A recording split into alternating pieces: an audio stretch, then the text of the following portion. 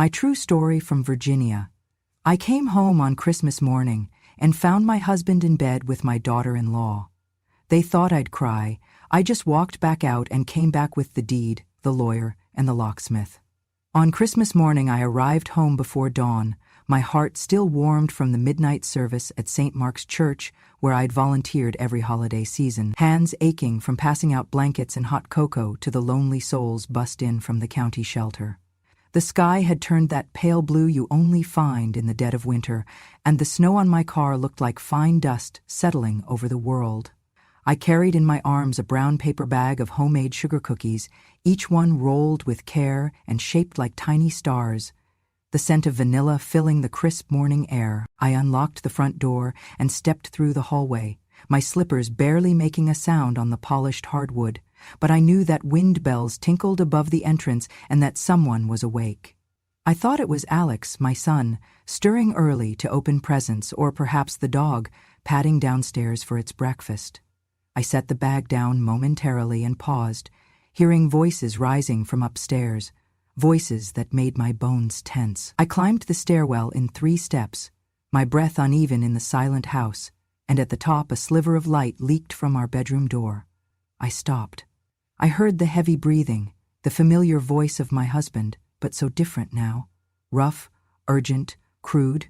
My chest clenched, and the bag of cookies slipped from my hand so silently I barely registered the crumble of 1 sugar star against the wood. I opened the door slowly. He and she were there, my husband and my daughter-in-law, naked beneath a crimson quilt embroidered with holly and ivy, their bodies pressed together like an obscene Christmas tableau. They froze. Neither moved. I did not gasp. I did not scream. I did not ask them to explain. I simply stood, bathed in the soft glow of the nightlight, watching them unravel the picture of our marriage. He blinked once, looked at me, and scoffed. "You thought I did not have feelings anymore?" he said, his voice cold, the quilt falling half to the floor. "I am a man. I have blood. I have flesh.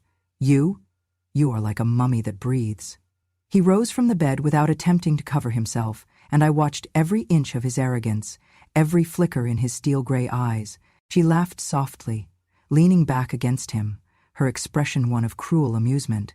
"Do not be shocked, Mother," she said, voice equal parts honey and venom. "Some Christmas gifts are only for those young enough to enjoy them."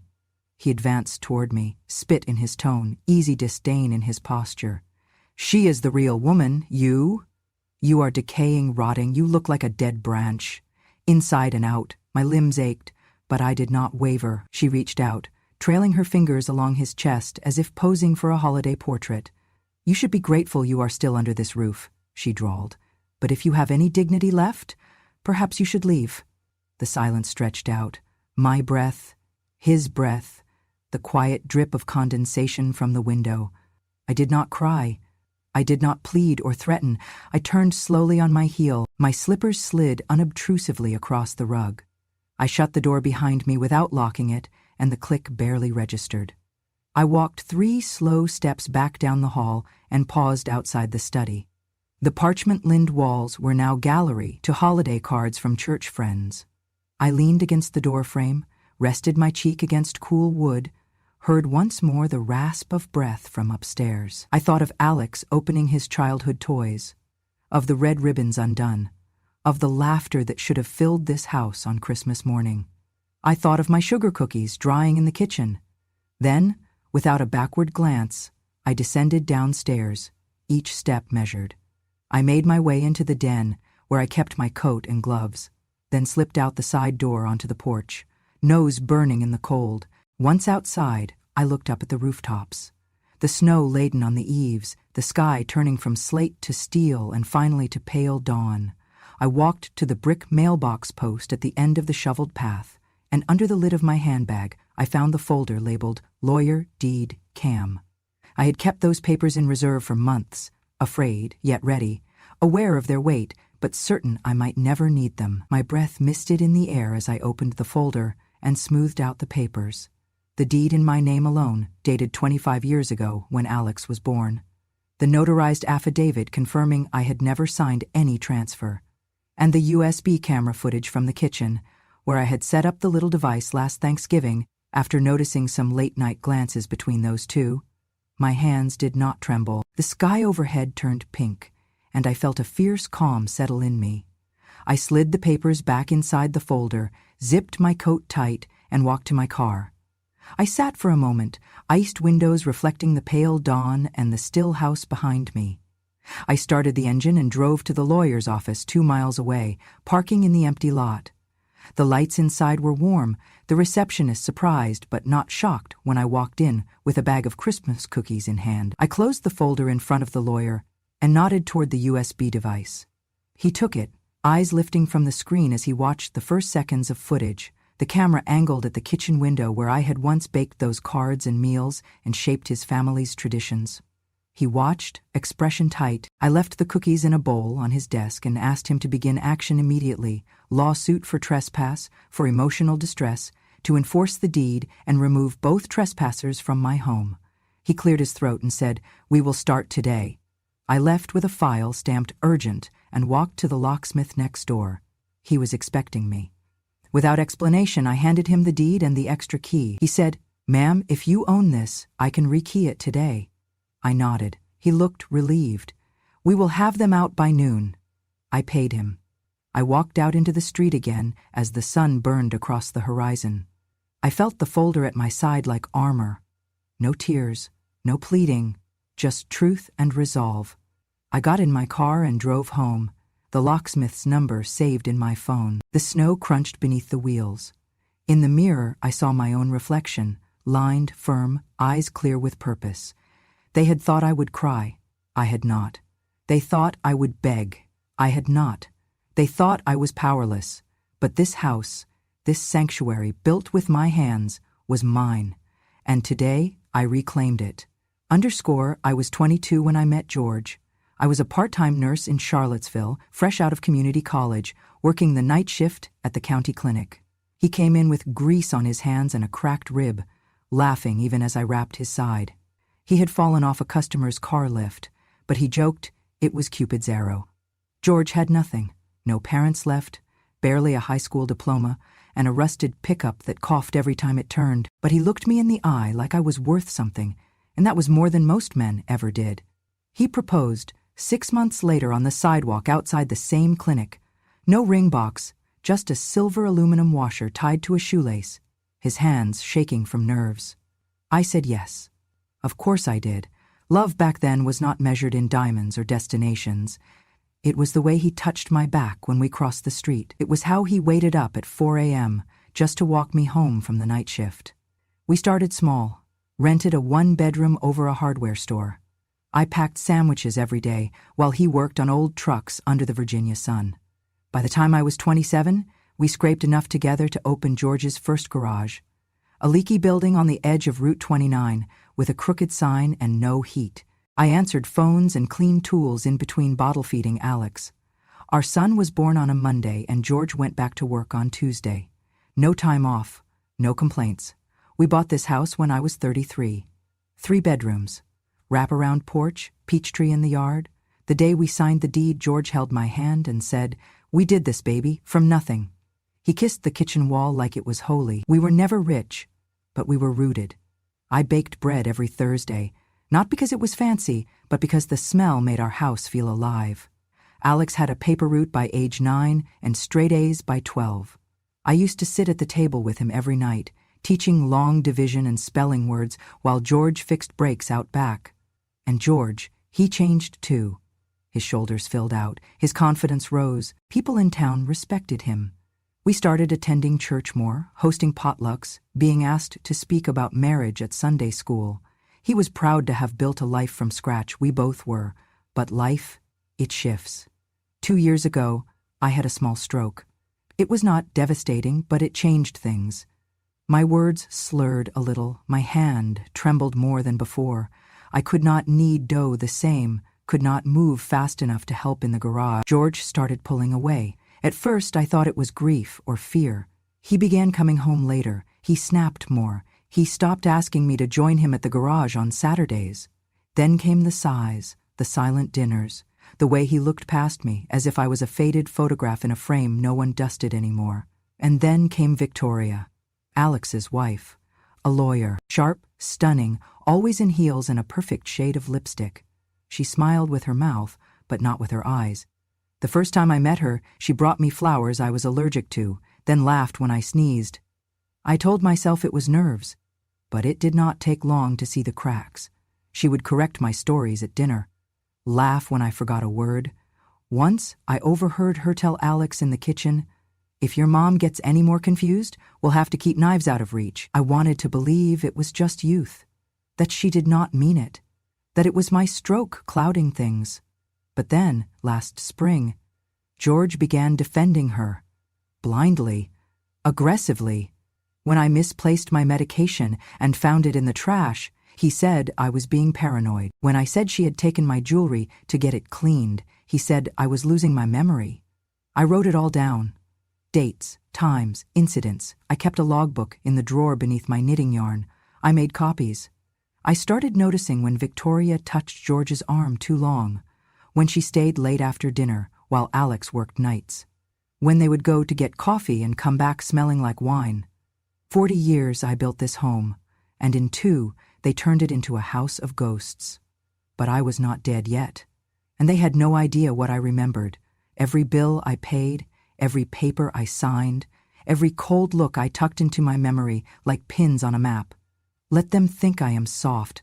Let them forget that I was the one who built the ground they walk on, because nothing is quieter than a woman who remembers, and nothing more dangerous than a woman with the deed. It started calmly, shaped like goodwill but stung like betrayal. 2 winters after my stroke, Victoria began rearranging the house and our lives by stealth and ceremony. First, she helped me with bills, saying the snow and ice made paperwork dangerous. I nodded and continued knitting at the table, letting her pocket my glasses. Next came the residency card. "Mom, you should change the title of the house," Victoria said one evening as we sat at dinner.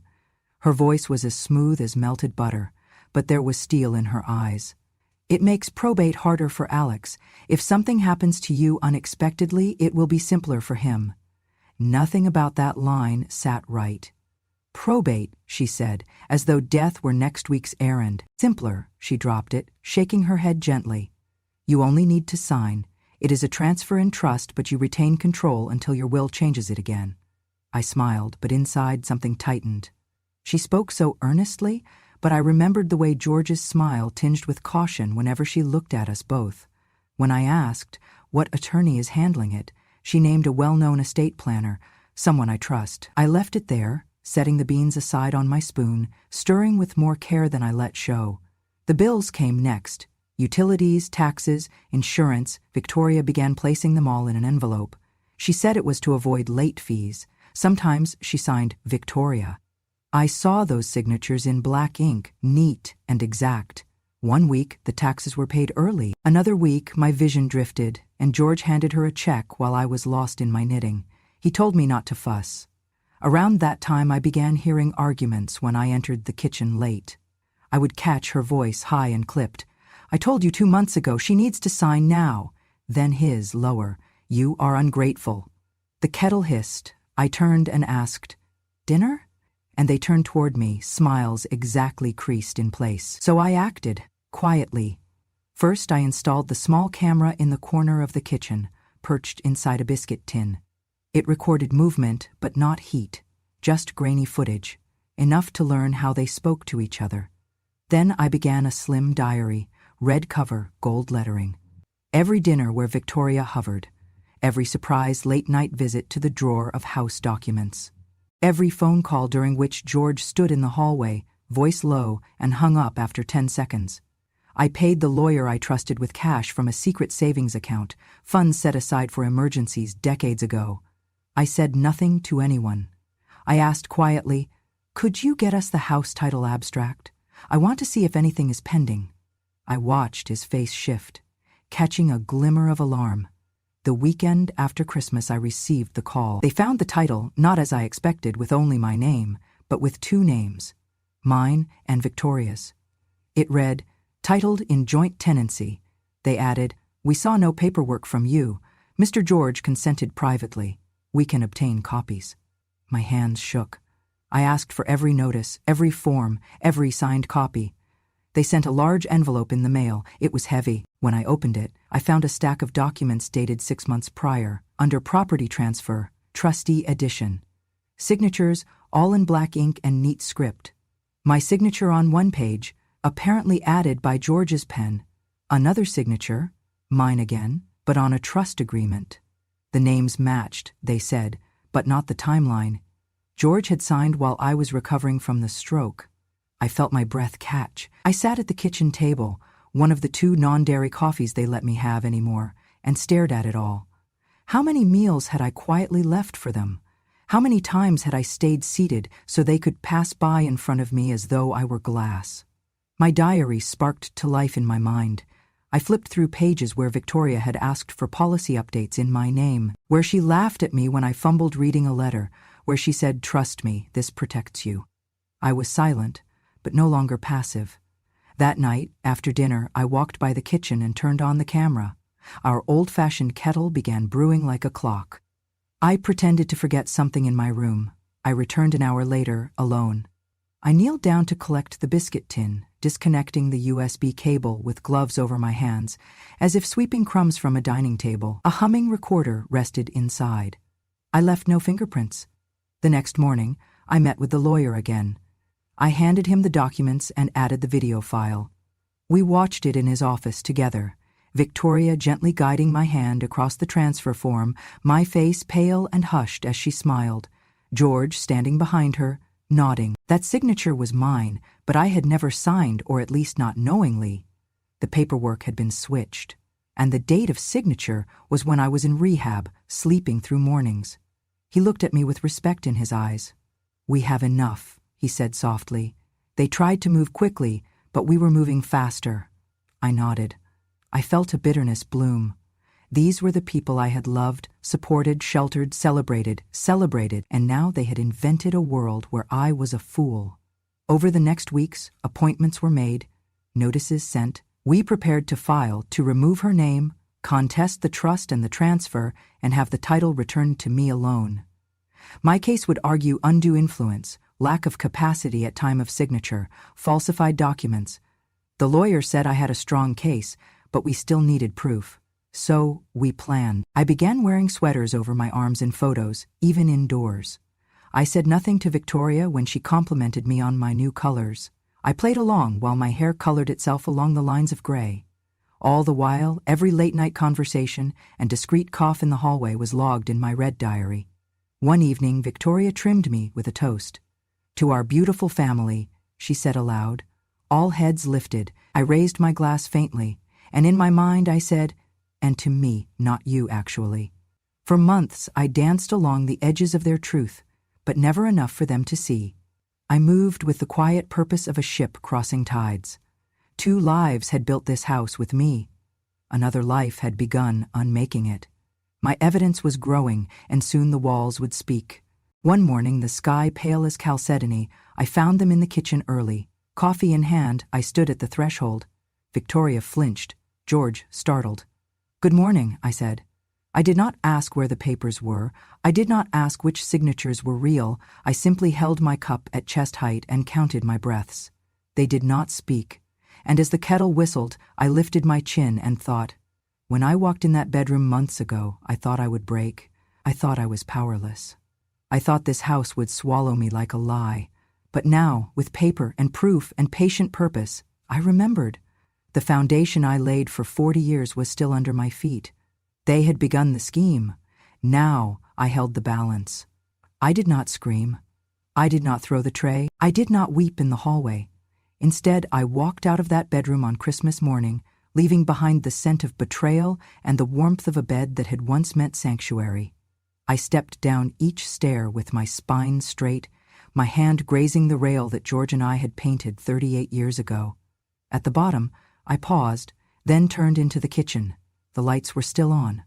The coffee pot clicked as it reheated its last brew. My tin of cookies had shattered on the tile, and a single oatmeal raisin lay at my feet like an offering no one wanted.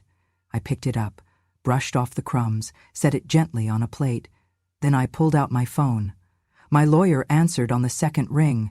"It's happening," I said. My voice didn't shake. "Do you need me to come now?" he asked. "Yes. And bring the original documents, the ones with George's signature from the original deed. I need everything, today." He didn't ask questions. He knew. We had prepared for this moment for months. Suspicion had long turned to certainty. Betrayal had moved from shadow to spotlight. It was time. While he gathered the folders, I pulled open the drawer beneath the sink. Inside, a blue file marked Utilities had long since been repurposed. I removed it. Inside were printed stills from the hidden kitchen camera, dates and times marked, conversations transcribed. Victoria's voice on tape, pressing George. "If she signs this, she loses nothing, but if she doesn't, we lose everything." His response, "She won't notice. She's fading." Another page. "Victoria to Alex. If she ever finds out, you better be ready to put her in a home, the one where they don't let them back out." I had heard that and said nothing. Until now.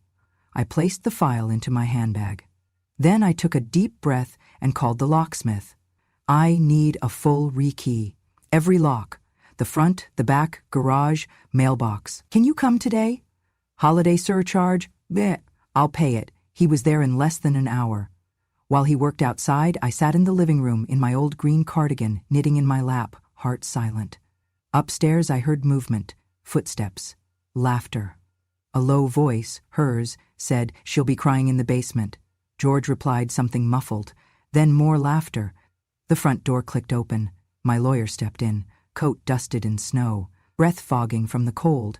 He carried a leather folder tucked tightly under his arm. "She was clever," he said as he opened the folder. "But not clever enough." He placed the documents on the table between us. George's signature on the original deed, dated 3 decades ago. Notarized.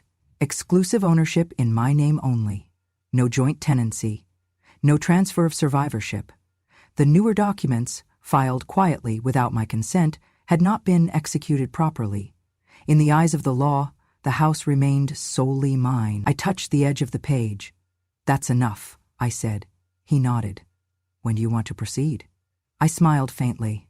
"Tonight, after dinner." By evening, the locks had been changed. My lawyer had emailed formal notice to George and Victoria, citing the discovery of fraudulent documents and revocation of all access pending legal review.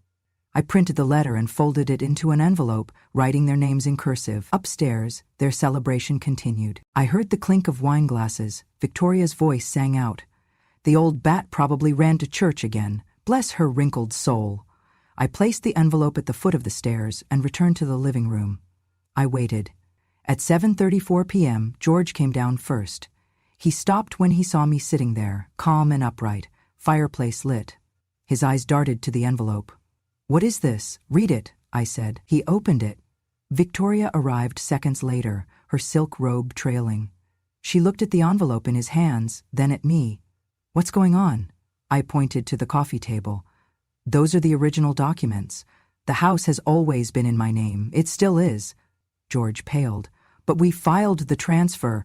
"You filed a lie," I said, voice even, "and I have the proof." Victoria reached for the papers, but my lawyer, who had remained in the kitchen quietly, stepped into view. "Please don't touch those," he said. "We've already made digital copies. The originals are being logged for court proceedings." Victoria's face collapsed. "You can't be serious." "I am," I said, "and so is the law." She turned to George. "You said this was done. You said she signed—" "She did. I thought she—" "I never signed anything willingly," I interrupted. "What I did do was prepare. Because I knew. You thought you could take my house, my life, my dignity. But I've lived through worse than you. I survived poverty, illness, heartbreak. You're just 2 ungrateful ghosts in a house that's no longer yours." The silence that followed was thick as snow. Victoria laughed, shrill. "You can't just kick us out." "I can," I said. "And I will." George sank onto the bottom step. "You're making a mistake." "No," I whispered. "You made the mistake. When you let her into our bed and thought I would break," Victoria tried again. "You're senile. You can't even remember half the—" "I remember enough to know betrayal when I see it, and I remember who paid for every brick in this house. Every inch was built with hands that worked double shifts, with knees that knelt to bathe a child, with eyes that wept when you didn't come home." George buried his face in his hands. Victoria stood frozen, fists clenched. "I'll see you in court," she hissed. "No," my lawyer said. "You'll receive a cease and desist. After that, perhaps an indictment." "You're bluffing." "Am I?" he said, and handed her a printed copy of the footage from the kitchen cam. She took it. Her hand trembled. The front door opened. The locksmith returned with the final key.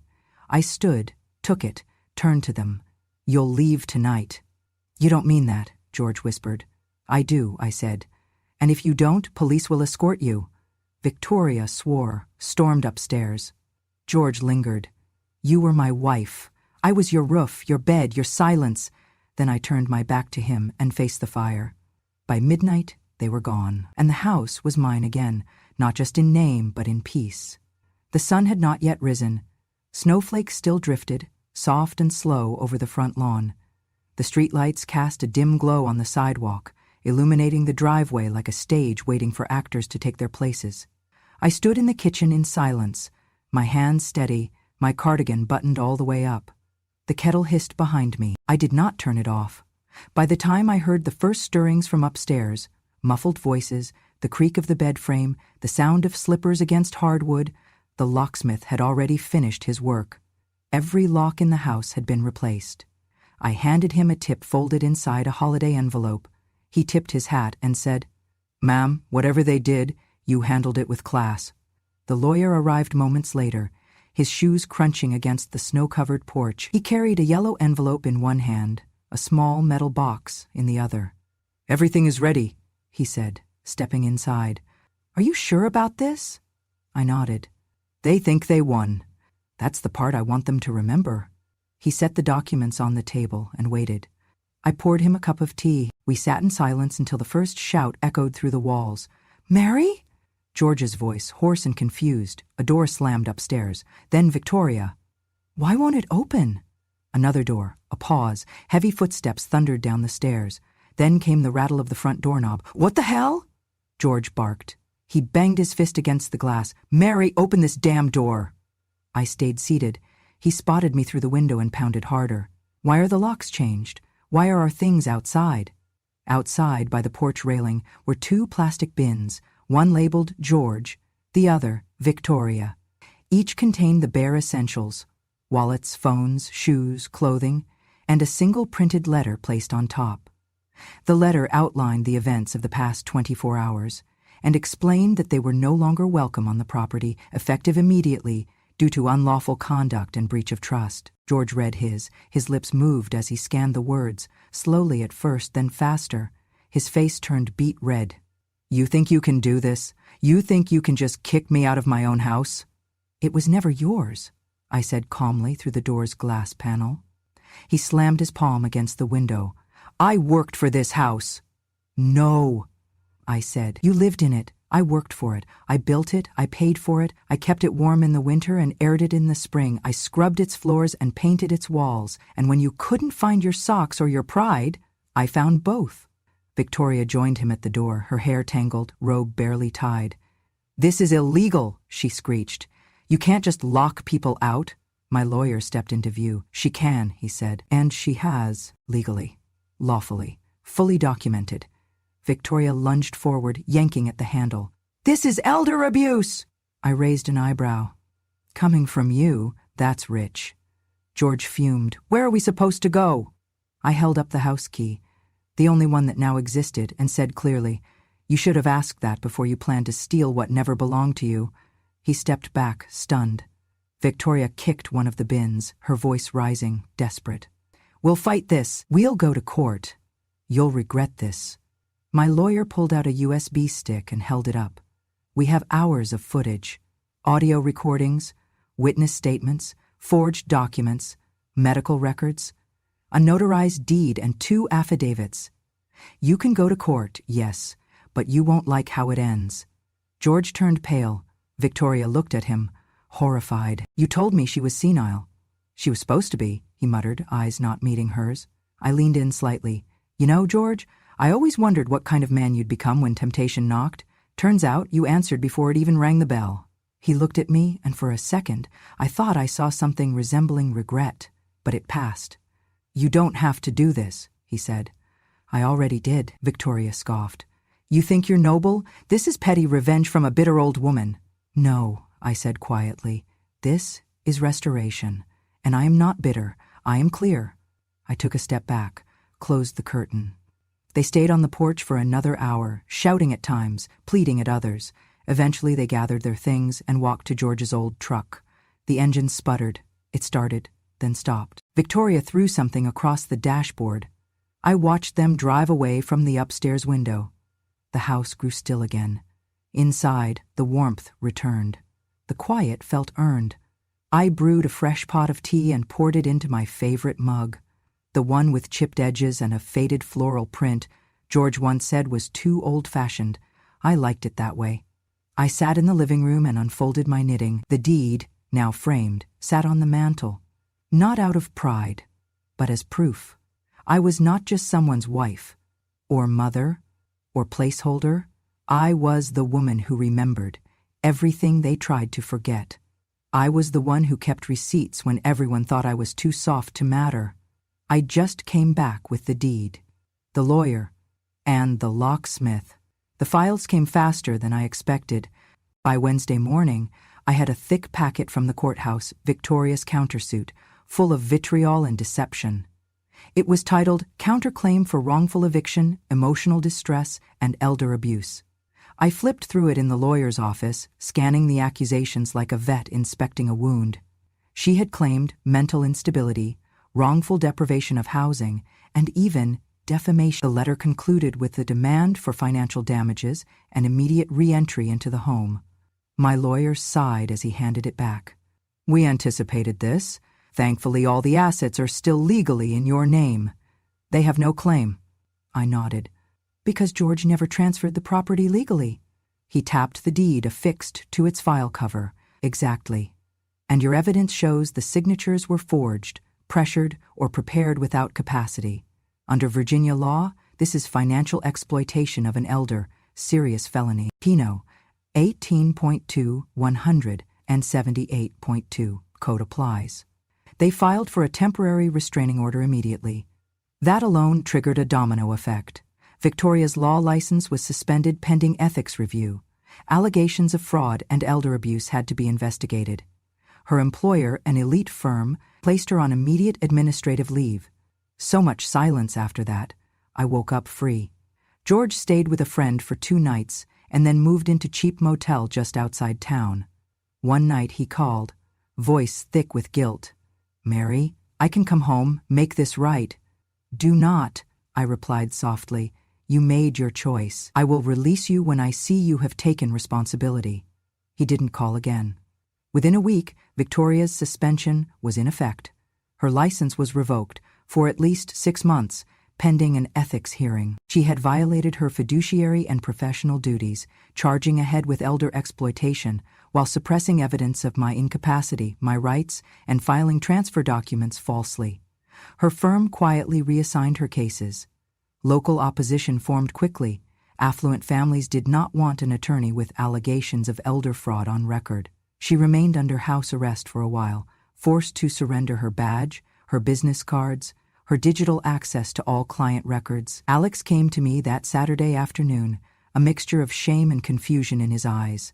He sat across from me at our old kitchen table, the one we'd shared Sunday breakfasts over, oatmeal and spilled juice. "Mom, I read everything," he started, voice breaking.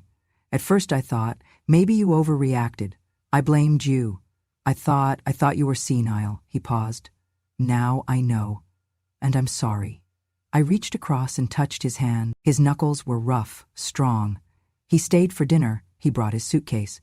Later, he spoke to the lawyer, asking how he could help. The lawyer said best help would be emotional, rebuilding trust, restoring family. We cried together that night.